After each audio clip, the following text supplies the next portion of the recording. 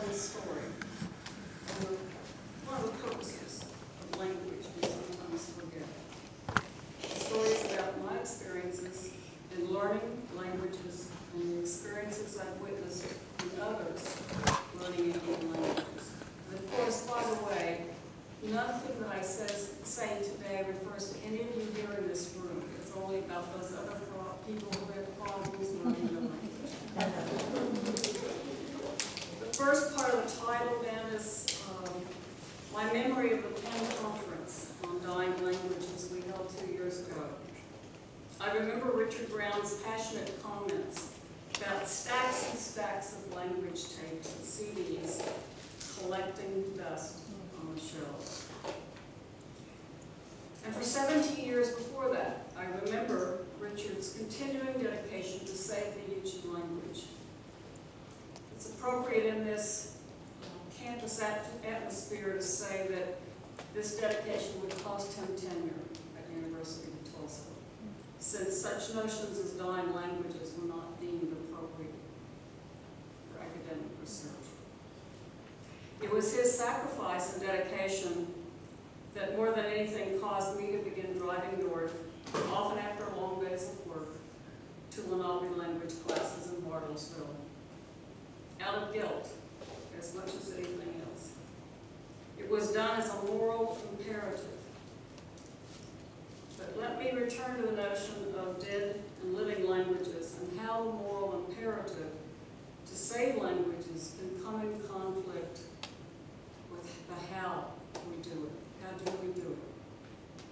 My Lenape mother was a classics scholar in the late 1920s at the same university that denied Richard tenure.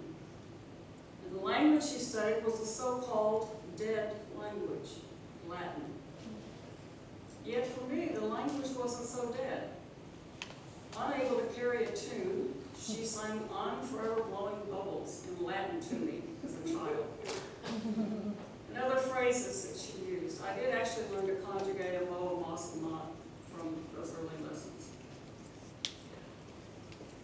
And then I started taking Latin in the 9th grade and nearly flunked it, even with all of her encouragement. I managed another year to pass, and then happily took Spanish for my last 2 years in high school. I did well enough in Spanish after a semester in college that I was moved to an advanced course where we studied literature. I spent all my hours translating the words. I didn't have a clue what the words said or what I was reading. There's something wrong when we learn language like that. Some 20 years later, my friends from Penn here will be happy to know I would nearly not obtain my PhD at Penn because I had to take the Spanish exam 3 times before passing it.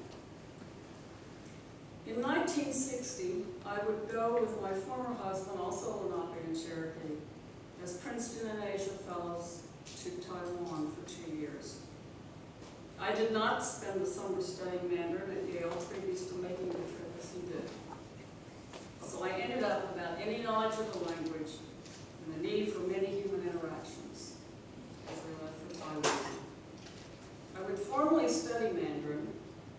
I only remember 2 things. The teacher's fingernails were so long.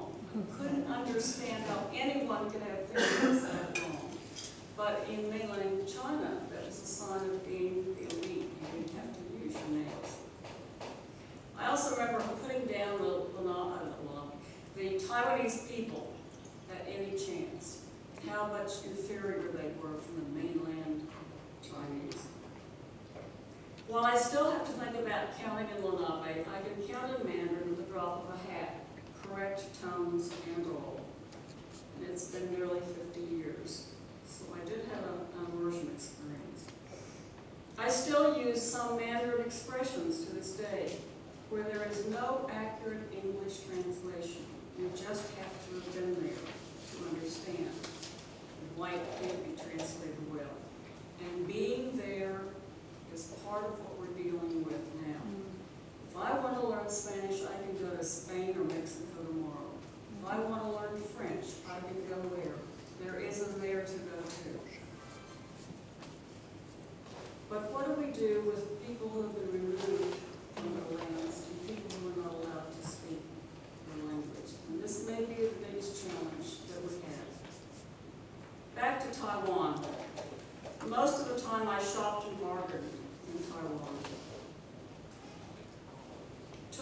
buses that had characters that I had to count first and then read fast so I wouldn't get on the wrong bus. And we often took several buses, including all my study visits when I was pregnant with my daughter whose son is here today. I had a vision, actually I had a dream of ending up in a village somewhere where I couldn't tell them who I was or where I came from, and having my baby, and they were reading instructions to me about how to have my baby in Chinese. So some vivid memories. I still hear the Taiwanese women calling into my house early in the mornings, Tai Tai Bai Cai, Tai Tai Bai Cai, Bai Cai, Mrs. Bai Cabbage, Bai Cabbage. When one of my grandsons took Mandarin, brother to a grandson here today, a few years ago, he could do very well with the vocabulary, he could not get the tones. That's something we'll be coming to. You could not hear the different tones, and you can use, with 4-tone, 5-tone languages, you can use the same word, and it can mean very different things. Several of my grandchildren have taken Latin, and my oldest took Japanese in high school, but I can't say that they can use any of these languages well. Their grandfather, however, learned 15 languages that he could speak and write fluently before his death. Spanish, Portuguese, German, French, Mandarin, Taiwanese, Hebrew, Arabic, Aramaic, Danish, and others I no longer remember. As children, we learn a language as part of normal development, as part of living. As adults who learn languages, it's usually just to take credits in college, or if they immigrate to a country and need to survive. Unless they are among the few gifted who learn languages just as some people learn rhythm and learn tones and can do music and have those talents. We don't often talk about people who are talented for language, but it is a reality. Our living as Indians responds daily to the fact that while there are colonized people around the world who were able to keep their languages, for us in the U.S., along with many other indigenous peoples, part of conquest was to take our languages away. But today, and for this weekend, we Lenape are in that there, which you see outside the windows. We are in this place, the land sacred to our people. What kinds of things have we learned in the last 2 years since our first language conference? How can we use what we've learned? We've had some great times together. I hear about the ones from Canada and Wisconsin, all the different things that happened, glowing reports. And I should tell you, I knew Bruce before I knew anyone in this room except for Curtis. So Bruce and I go way back, and Curtis and I go back even farther. But Curtis held special memory to me because he helped dress my son in his traditional attire for graduation at Harvard. Here comes Harvard again. So Bruce became part of our family. So we're there with family. We're in this there today. The last time we met, we learned from each other in formal presentations and informal times together. I still have vivid memories of some of our conversations. We learned that language preservation and revitalization do not happen in a vacuum. Inside conversations during the conference, participants discussed challenges that face those involved in keeping languages alive. There are mental, emotional, physical, and spiritual challenges, as well as sociological and economic ones. These affect language and its use in general. People talked about time constraints where all activities seem urgent and language falls through the cracks of daily life. Some conflicts continue to be part of the backdrop of language preservation and revitalization. Mentioning some of these challenges will be of use when Ted and I talk about what the Academy can do a little bit later. Language use is ego-ethnocentric in general, and that's everywhere in the world, it's not just Indians. And that one learns a version of a language that is considered to be the right or the correct one. In Chinese, it's Mandarin. In Spanish, it's Castilian. In German, we talk about High and Low Deutsch. There are forms considered to be more or less right. This occurs in Indian languages as well, where inter- and intra-tribal arguments occur regarding what we've heard about today, the dialect, to be taught and learned, and especially who in the tribe is allowed to teach the language. There have been some real situations when we wanted to give out UN certificates for language preservation in Oklahoma, and there were battles about who in the tribe we represented. Living in Oklahoma, it would take me no time at all to list a number of tribes going through these conflicts right now. Because of the many losses, there is often a felt need to speak the language exactly as it has been remembered. We want to hold on to that. It's something that we have a need for. We lost it, and so we want it just the way it was. European incursion resulted in tremendous losses for our people. Even in the same families, different members will use different pronunciations. The arrogance we often have about our language, where we believe that our way is right, is often more powerful than we think. I mainly still have Nora Thompson's voice in my head from some 14 to 15 years of listening to her tapes. So when I began listening to people in Pennsylvania saying Wanishi instead of Wanishi, I thought maybe I remembered wrong. I was so relieved to look at Nora's book and listen to her tapes and see and hear that it is an I as in it is, not E. I as in E. What a relief I wasn't wrong. But you know, I had to check it out for myself, too afraid to ask my Pennsylvania friends if I was in the wrong. Yes, I know from Nora's tapes that sometimes she pronounced words differently back to back. You ever listen to them? And I well remember from Jim Rementer's classes, never led by him because he wasn't Lenape, that Jack Tatum would say, this is what Aunt Lucy said. This is how she said it. And Mike Pace would say, Nora said it like this. And you know, a few years later when Jim's CD came out, Lucy said things one way, Leonard said things other ways, Nora said things other ways. This fear of sounding dumb to others is related to another aspect of learning anything. We all have some innate wiring. People have preferred ways of learning, which may be hardwired into our brains and genetic. Many teachers in the U.S. are taught different learning styles. Unfortunately, they're seldom used.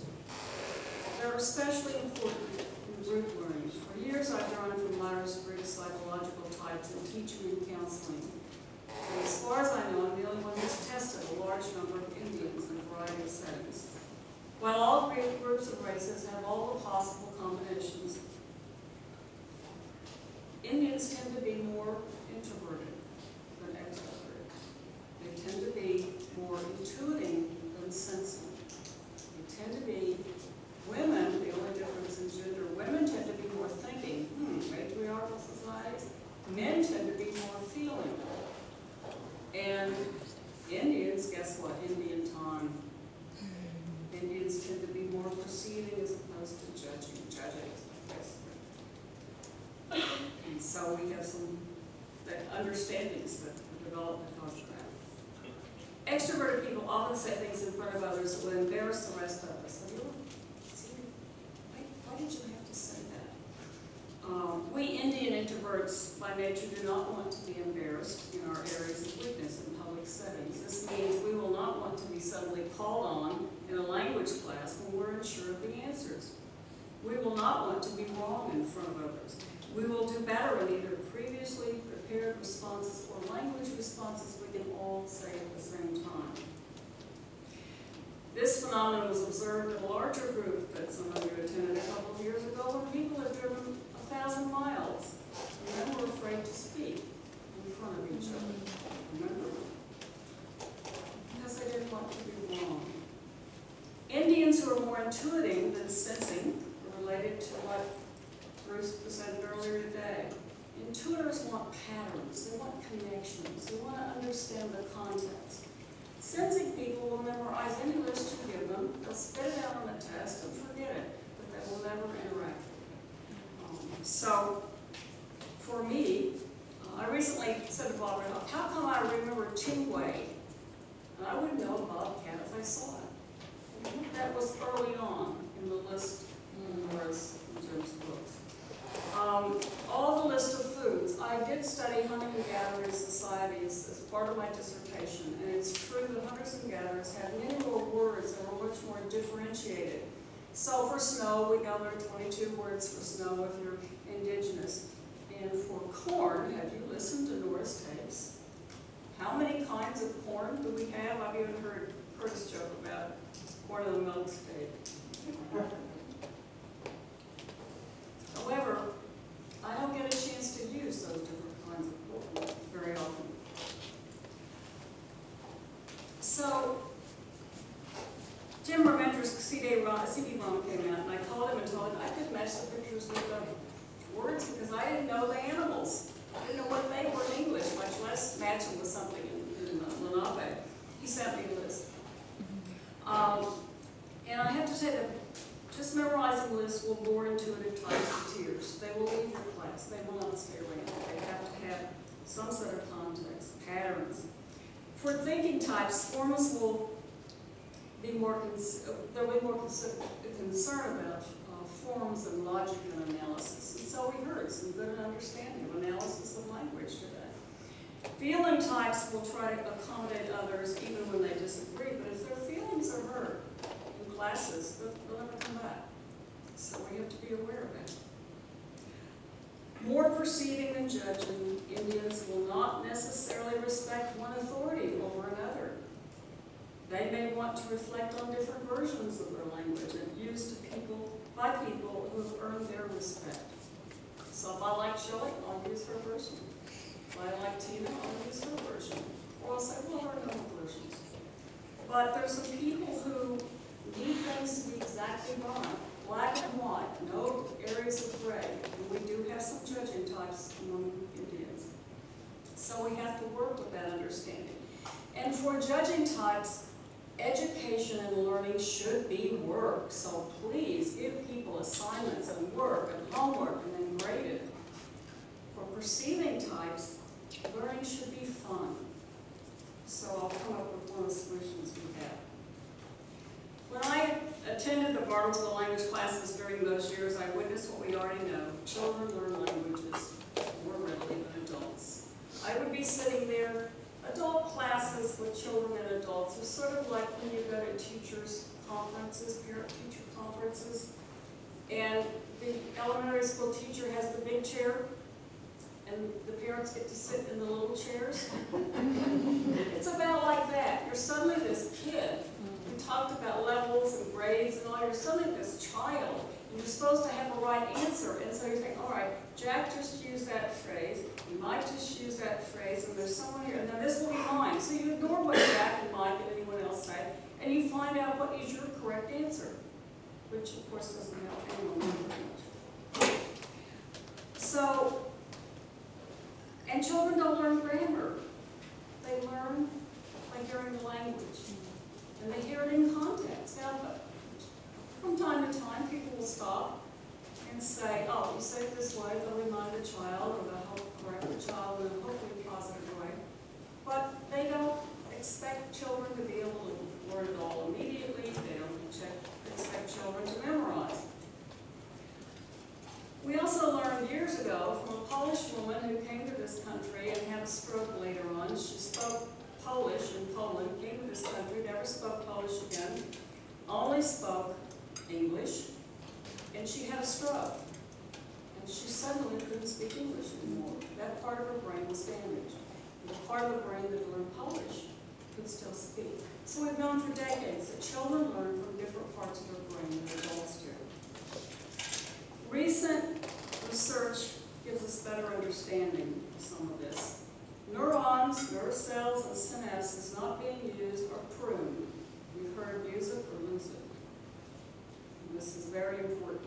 Neural pruning will take place at the ages of 2 to 3 and again at early adolescence. And this has been understood now to be parallel to the critical time for learning languages. After 12 years of age, language becomes very difficult. And it's learned in a different way. And for this reason, my grandson just got himself hooked into something to drink. Because he's 12 years old. And he learns it much faster than I do. And it's only because he got ahead of me that he's here today. And I'll tell you another reason. So we don't want to teach people, adults and children, try to do the same thing with each other. First of all, it's different, and we have different motivations. These times of brain cell pruning have special importance to number of people attending. They knew, one way or the other, that the languages had to be removed in childhood. They also knew if English became the common language, then English would be the language that was spoken by people from so many different tribes. I don't know if they were also smart enough to know that people would then start to intermarry and whose language takes over, which of several tribes represented in marriage becomes the one where you keep the language, and most often English just continued to be the language spoken. In learning theory, we have recognition and recall. And that's important because I've been listening to people today talk about how we pronounce. Now, if you say creek and I say creek, if you talk about going to swim in the creek, I know what you mean. But when I'm reading listening to the same tapes, reading the same books, and I listen to some of you speak Lenape, and I don't understand what you're saying, it's really frustrating because I think some of the words should at least be familiar. So how do we recognize? And how do we maybe teach it in context so that I know, well, I know that word, but I know this one, so I can figure out the rest. Something else that Bruce mentioned earlier is very important. We have taken a language that was meant for one worldview and understanding. And in Oklahoma, at least, we have hymnal and Bible after hymnal and Bible where it was translated for us. And we certainly had Lenape translations, biblical. Your last name was Ruth because it was a biblical book. So we had a language that had one understanding, and then we took it, gave it a different understanding. And people I know in Oklahoma have a real upset. It's fine to have these hymnals and Bibles because at least that much of the language is preserved, and they're singing. And I've sung those, Muskogee Creek songs are wonderful to listen to. Those elders get going, and you could listen forever. Is it helping them speak their language? Not usually. So we have to look back and see what this distortion has meant for us. Not just the loss of language, but distorted worldview that Bruce talked about so well earlier. There's something else I have not seen. I haven't had time to research it, but I've certainly known it.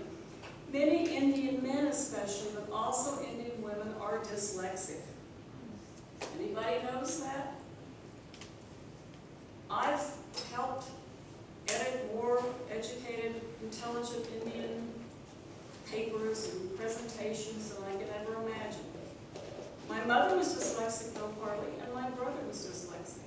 We have lots of dyslexia, and everybody seems to have ignored it. Well, now, what are we doing? We're trying to teach a spoken language in a written form with people who have real problems with spelling and reading, and that somehow that's going to work out. Now, I just heard about a study when I was listening to NPR driving this direction, and I'm going to be contacting this person. Actually, she says that dyslexic, she'll all like this, it's not new, are brighter, more creative, more intelligent, and actually their way of perceiving is much more important and appropriate to the world, not just to what once was the case of the world languages. So that's another thing. I haven't heard anyone mention, and for linguistics, I would assume this is a very important issue, and some of us need to look at that. We should certainly be aware of when we give out books to people, and they're supposed to read and learn the language from that there's a problem. Maybe I want to say tapes aren't enough. I have listened to some of Nora's tapes, so I still don't know what she's saying when she says, I want to go to the bathroom. Now, that's an important word. I don't know if it's curmudgeon or congealing or what in the world it is, but I don't know how to say, how I want to go to the bathroom. I know how to say I want, but to the bathroom I'll have to draw pictures or something. I must type quickly. Okay, I'll just say I must type quickly. So, and also, does anyone know I know how to say Mili, give me. Milinen, give us. I don't know what the heck she was doing when she said meals. She was lisping or something. It was M-I-L-S or something, but that's not the way it's written. Meal, maybe she was the Castilian, maybe she was Castilian. So, it's not enough to hear, and it's not enough to read and see often, so we got to really work on some of these problems and not make assumptions that we're going to learn when we have some problems. Now, there's some bigger challenges for, one other thing that was alluded to. When people move or are removed from the place where the language originated, words and phrases may change understandings because the realities they refer to are different. And I keep telling Oklahoma people that they ignore me.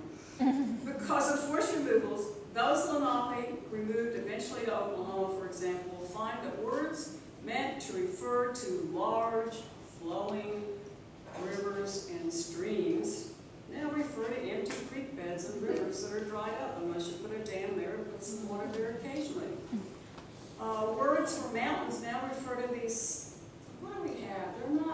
They're not hills like that in Oklahoma, but they're ranges. They're like mountain ranges except they're hill ranges.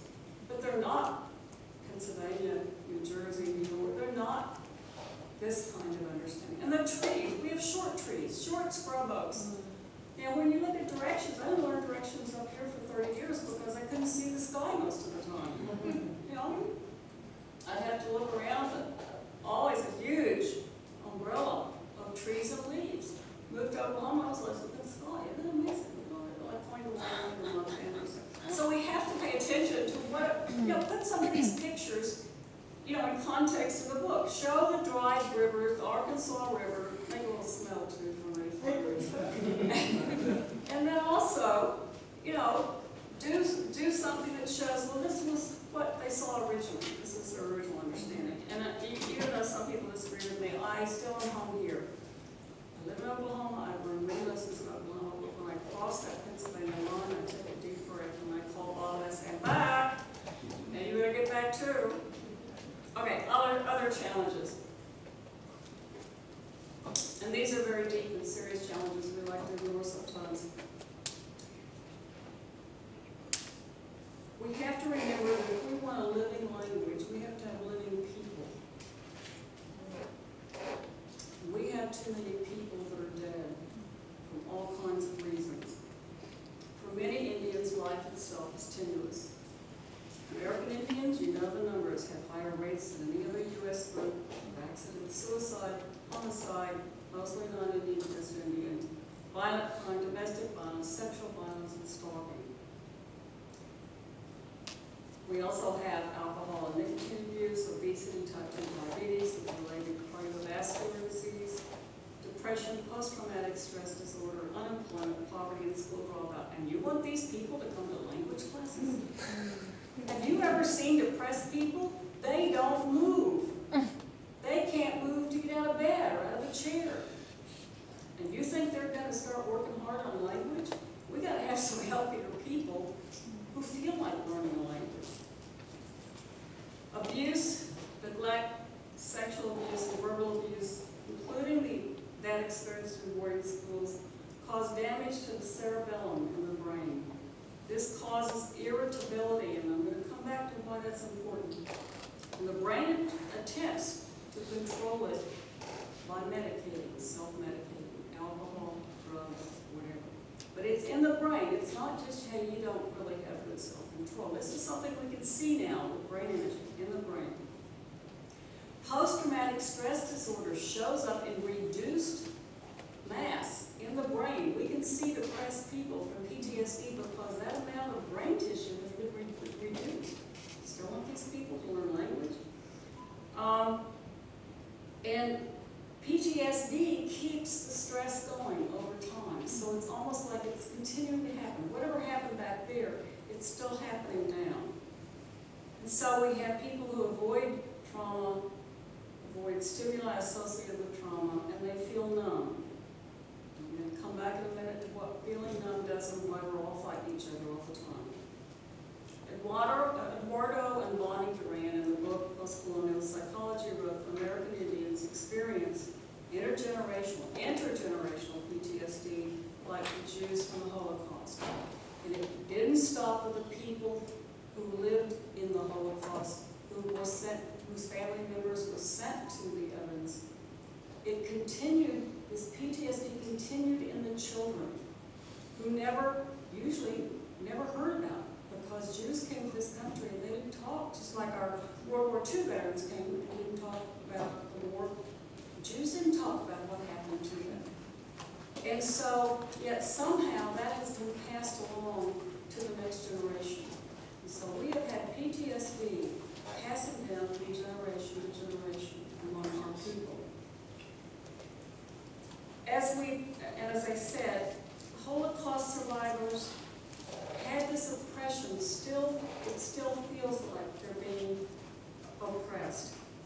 Long periods of cortisol production, which is from PTSD, make people feel dead. I started talking about this when we were doing a workshop at Muskogee Creek Nation, and this councilwoman raised her hand and she said, I know now. That's why I start all these fights in council. Don't you wish you'd known that way back when? I only feel alive when I'm fighting. So for a short period of time, I got that adrenaline. Oh, that also kills. But I got that. I feel better. I feel alive. And then maybe I'll go to the next council meeting because, hey, it had a pretty good effect. So it's kept us divided. It keeps us fighting each other. Never mind if it's been U.S. policy to keep us divided. Who's the real Indian? Who is an Indian? Who's full blood? Who's, well, we've got stereotypes on the It's easy to understand that the language speakers who are remaining are also some of these people. No one in this room, but, other tribes, other places, part of a larger backdrop of mental, emotional, physical, spiritual disease. In addition to PTSD, they're often recovering alcoholics and or diabetics as well. Alcoholics and poorly regulated diabetics who suffer from hypoglycemia, which causes irritability, anger, depression, and hostility, will have this effect on people. In the alcohol world, it's called dry. Now they've measured it, they know what this is. So we have people who have the knowledge of the language, and we're calling them to be teachers when they're depressed, irritable, sick, and we think somehow that makes sense. So how do we have to find good ways to deal with this. It's not an easy, I don't have any great answers, but we do have to understand what's happening. To finish with a social scientist, Derek Fromm, who also studied Indians, I'm sure, but a lot of other people, psychoanalysts, describe people as generally being of two modes, having or being. Guess which one Indians have learned real well and been taught? Having, acquisition, power, control, the right way to do something, the wrong way. Being has a very different understanding. Love, sharing, productive activity, proper regard for humanity, profound kinship with nature. So our traditions were being, and yet we learned in all the proselytation, all the Christianization, to be having, power, control. And we see some of that playing out in ways Molly and I discussed earlier today. We can learn from each other. At our conferences 2 years ago, Glenn Jacobs, my hero now, made a suggestion that I've used. Besides the typical phrases that some of us use sparingly in emails, he suggested text messages. I never got his cell phone number, so it hasn't worked for him. But since that time, I say goodnight to my children and my grandchildren in Lenape. And I try to use different phrases. First time I did it, my son is going here to Pendex Falls, said, "Ed too, Grandma." With your grandchildren at least, they will be texting and they will understand. Well, this kid over here starts answering me. Well, he usually answers me. Usually he just answers back whatever. And then he comes up with phrases and things I don't know. And I have to get out the dictionaries and the list and look them up. And so I called him and I said, "You're getting ahead of me, it's not hard to do. You better come to a conference. Why should I be here? You're getting ahead of me, you know what to do." Plus, he's the one who invented the Lenape Scrabble. He and his mother last summer were playing Scrabble. I always hated board games, card games, anything. My mother taught all my children they didn't learn. And they learned to spell well. But his mother and her siblings had played Scrabble for years. And so he was playing playing Scrabble, and he said, well, why don't we have Lenape Scrabble? And I thought, duh. So we sat down, we quickly knew that we didn't need some letters, much at all or at all. We found out that we had to have a lot more of some letters, you can guess which one, lots of consonants. And we just flipped over, and we still had some of his original X's on the back and the different letters. And I brought them just as they were. And you can do it, I mean, you can get out, you have real trouble with Lenape words using drawing out 7 tiles. You're going to have to usually just have a whole array of tiles to choose from. But playing it when my husband's watching stupid TV, and I don't want to hear any more of it, I just get on the Scrabble, and I have different ways. I mean, you can do it kind of like some people do chess, you put it there, and then later you add words, or someone else comes in and puts in a word. I keep out all the language lists, all the spellings. The point is to even learn. Oh, well, there are different spellings, different understandings, you know, the language is progressing, or at least we're trying to figure out what to do about it. I happen to be emailing Molly when early on, and she said, what are you going to do about the double O's? I said, we have plenty of O's. That's not going to be a problem. So now you can't get what I call the umlauts and the accent marks and all that, but then Shelley's got a way so you don't have to use those anyway. But it's very good, and I learned from him that he has a long time recall from doing this, much better than his grandmother does. So sometimes though I'll get it out, I'll have a conversation, call Mossy Hutch, and I'll answer it on a Scrabble board. And then I'll keep working away at different phrases. Sometimes I just put words anywhere, and then the goal is to connect them all by the end. And usually I get about 33 to 35 words on the board. And that's kind of the challenge. And I did have to do some quick and dirty analysis. I hope you linguistic students will help us with some of this. And what's the proportion of letters we need for the game? I mean, I knew we need a lot more K's and W's and all, but the Z is so easy. I'll never missplit anymore. Z-I-T, it's so easy. And one of the problems is having small words, obviously, to fit into some of these long words. But it really has helped learn more about the language, and you can do it any way you want. You can play it and use it. Last summer we took powwow, and some of you have been playing on the Scrabble board today. I called the Scrabble Educational Association, National Scrabble Association, and asked if they could be of support to us. It's not just Lenape, it's all kinds of other Indian languages that are dying. We're working with some Indian education people in Tulsa where there are schools that have high proportion of one tribe, and they want to use it in some of the college bowl type games that they have for Creek Nation, etc. So we found the separation between fun and work. If you want to compete and you want points, that's wonderful. You can do it. Well, if you want to just play with it and put in some letters, that's fine. So people who need it to be work, you work really hard. People who want to be fun, do that. And it can be very much, it can be individual as a game, or it can be communal, or for people. And people start to talk. Like Molly and I were touching, well now, I'm not going to spell this the same way for Muncie. But see what we start to learn in that process, and the communication that we have. So fun and work. As a result of the Lenape Language Conference at Penn 2 years ago, several understandings became clear. There's a need to develop language programs in a holistic way. We talked about the medicine wheel, and as a matter of fact, I have several versions of the medicine wheel that basically just describe what I was talking about. You have the original with the animals and the directions. You have what happened with genocide, racism, poverty.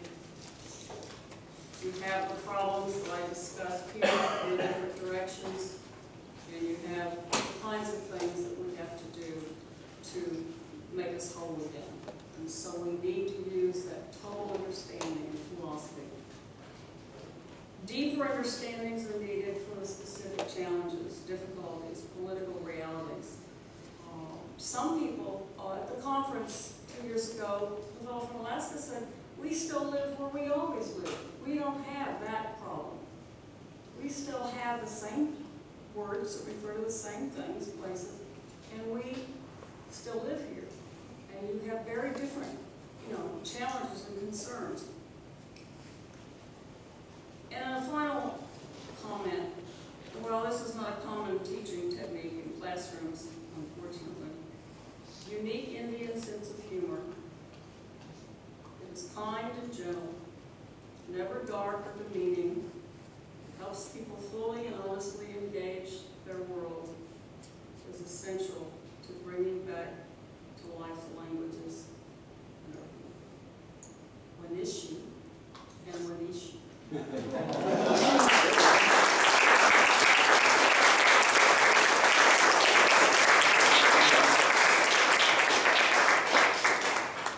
Anyone have questions for Anne?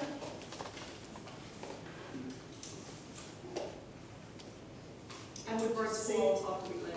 I have to say that this question and answer period doesn't work so well with us, but later on we'll get to that. Introverts always come up to the teacher at the end of the class, they never talk.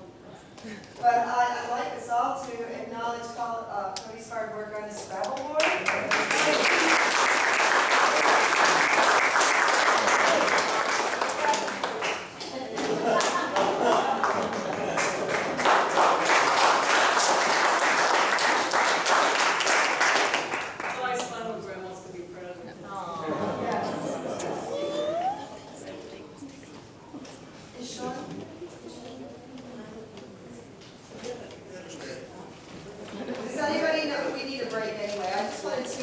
Explain that our next speaker